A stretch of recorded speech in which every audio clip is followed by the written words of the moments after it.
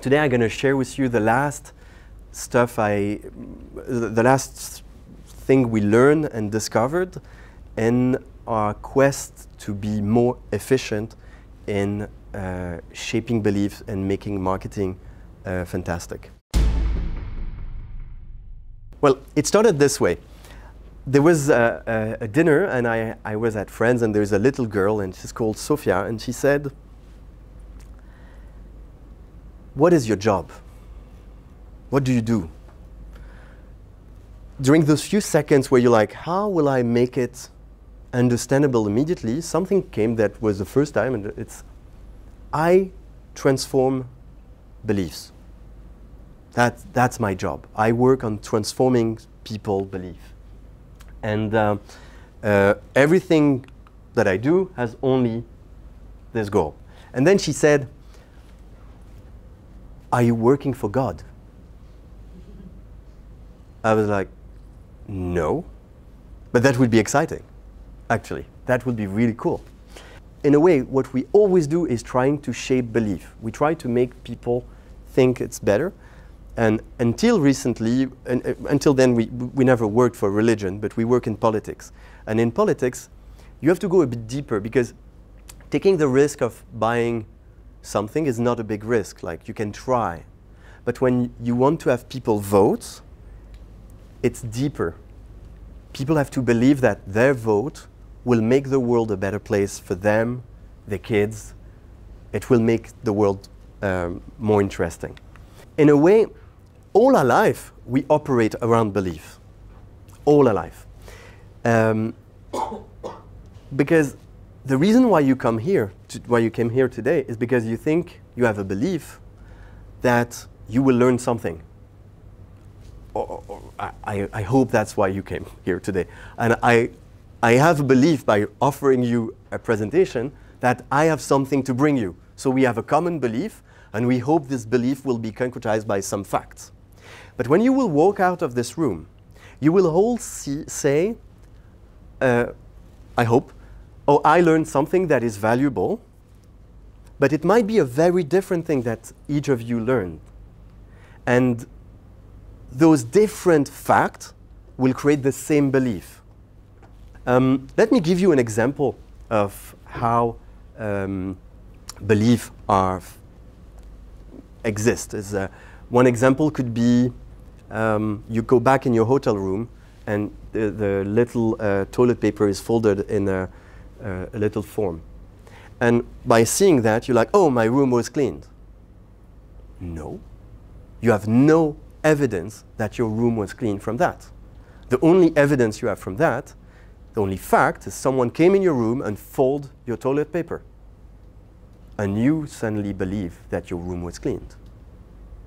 So it's by little element that we create belief. Because when you go to every penny or money we spend in marketing usually is about creating a belief into other people's mind.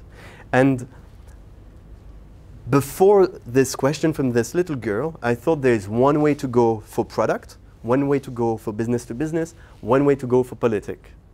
And then I thought about this opening of how would I create belief for religion? And then I thought, by the way, this is all the same way.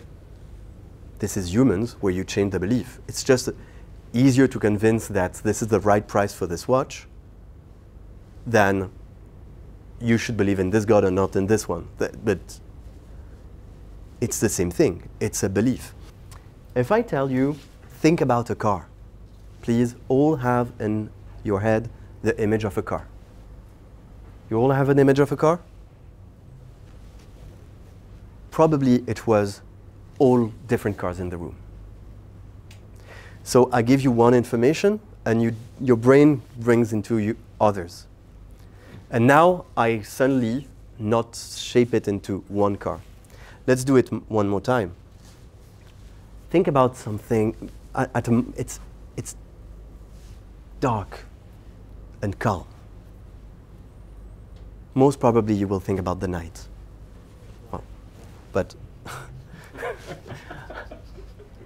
but it's not the night. It's a cat. My cat is dark and calm. It's a cat. And you see, what we do is, and our brain works only like that. You put points, and we create the link. To create that, we have to tap into imaginary, and one of the things is the common ground. And we developed a tool for that that is called the creative footprint. We created a sort of framework to find out how can you construct something that people will believe. And we have many parts. The first one is the why, like why your company exists. Why does this is important for the world, for the place you're around, and for people around you. Then there's a promise. What is the promise this service, this company, or this product makes? For example, we worked with Victorinox for this watch. The promise they'd say is it's super solid. We can go with a truck on it, it's super solid. That's the promise. I will never test it. I'm not going out there and put it under a truck to have some car running over and then say, oh yeah. But it's the promise I believe. Then there's a story. You have to add a story to that. Like where it comes from. Why do you have this why? And all of that, and why do you have this why? Why this promise? Where does it come from? Where are you trying to go? All of that is very important. Then there's a brand map. So the brand map is, when you ask companies and you list to them 20 different positive points, they say we have them all. But how would you feel if one of your friends, every time you talk about a quality, say, oh, I have that? Would you like this friend? Would you appreciate someone who is only good in everything? No. No. No. And then there's the neuromarketing. How do you attract attention? And then the archetypes. How are you seen as a person? How is your company seen as a person? How are you felt? And that's the two parts I'm going to zoom in. So neuromarketing is probably the first framework we used at Enigma to analyze how you create belief. Because we are doing marketing, so many times we have to buy media space and create ads. That was most of our business years ago. Today it's not most of our business, we do a lot of other stuff, but so we had to find a way to say this ad will perform better than this ad. We don't know yet, but we have a framework to say it will perform better. And the framework I use is something about how do you fascinate. It's the fascination triggers.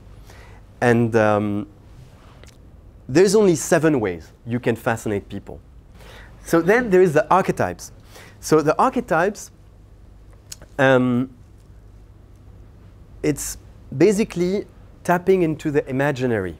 And the way the archetypes are done is you have 12 archetypes. So for example, caregiver, that's basically young archetypes. Caregiver, member, warrior, or innocent. And then there is a second level of the same archetype. Creator, lover, outlaw, explorer. And then there is the achieve way, that is ruler, jester, magician, sage. So when someone say, oh, I've just created my company and I want to be seen as the sage, you need to hire a lot of people with a lot of experience because you cannot be seen, you cannot start as the sage.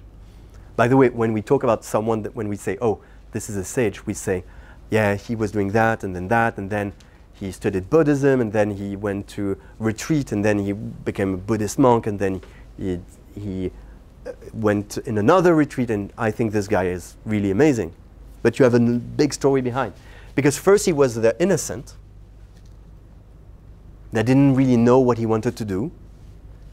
Then he explored the world and brought back knowledge from around, and then he became the sage. So if you want to be seen as the magician, for example, the magician is the one that can take anything and transform it into anything. That is a super cool archetype.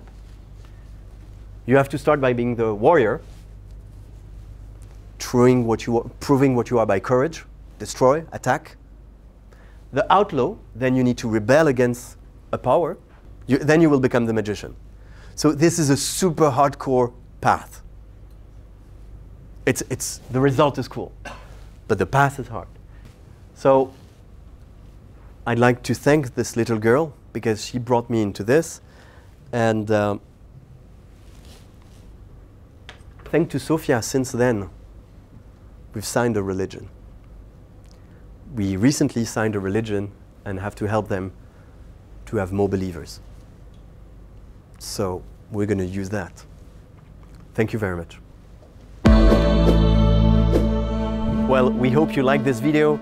So if you do, please subscribe to our YouTube channel and share it. Leave us a comment. We're always very happy to discuss with you. All the best.